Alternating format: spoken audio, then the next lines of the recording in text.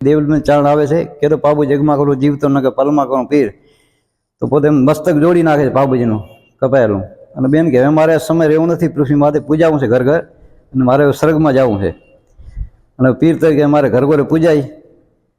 એટલે પોતે પાબુજીને પછી ઘોડી લઈને સ્વર્ગમાં પોતે સ્વર્ગમાં જાય છે.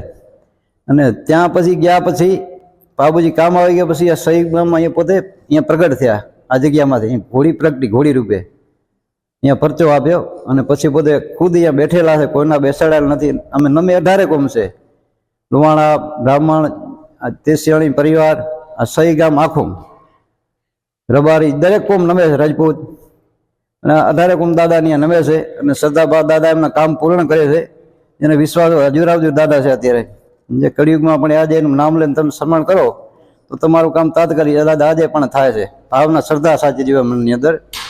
બસ, જય પાબુ દાદા.